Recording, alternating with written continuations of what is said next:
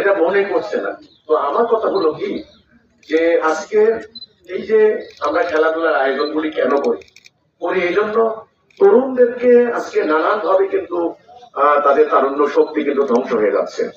তারুণ্য শক্তি কিন্তু এটা একটা পাওয়ার, একটা শক্তি। এরা জাতির কল্যাণে কাজে লাগবে, এরা দেশের কল্যাণে কাজে লাগবে, ফ্যামিলির কল্যাণে কাজে লাগবে, তাদের জীবনকে তারা আলোকিত করবে। কিভাবে ক্ষয় হচ্ছে? এক নম্বরে অপরাজনীতি।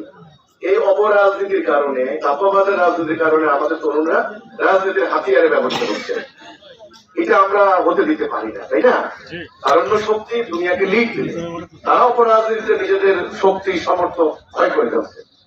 দুই নম্বরে আছে আপনার হলো মাদক সন্ত্রাস এগুলি।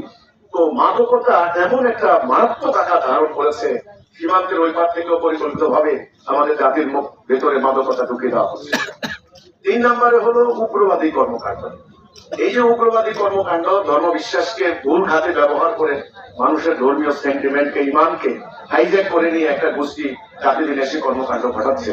এতে করে আমাদের তারুণ্য শক্তি, তাদের শক্তি ক্ষয় হচ্ছে, তাদের ইমানি চেতনা ভুল খাতে প্রবাহিত হয়ে জাতি বিনাশী কর্মকাণ্ড ঘটছে, অর্থাৎ উগ্রবাদ সাম্প্রদায়িকতার বিস্তার ঘটাচ্ছে। চার নাম্বারটা হলো, আমি বলতে পারি সেটা হলো একটা আদর্শের অভাব, একটা আদর্শের শূন্যতা। তাদেরকে কোন দিকে পরিচালিত করবে, কে লিড দেবে, কে গাইড দেবে, কোনটা করবে কোনটা করবে না, হ্যাঁ কোনটা মানবে কোনটা মানবে না, এই যে একটা আদর্শ দরকার এবং একজন আদর্শিক মানুষ দরকার, যারা এই আদর্শ অনুসরণ করে, সেই আদর্শ মানুষটাকে অনুসরণ করে তাদের জীবনটাকে আলোকিত করবে।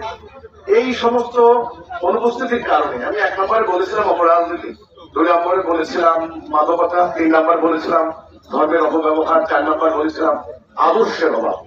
এবার আমি পাঁচ নাম্বারটা বলি, সেটা হলো ডিভাইস আসক্তি, অপসংস্কৃতি, বৈদেশিক সংস্কৃতির প্রভাব। তো কথা হচ্ছে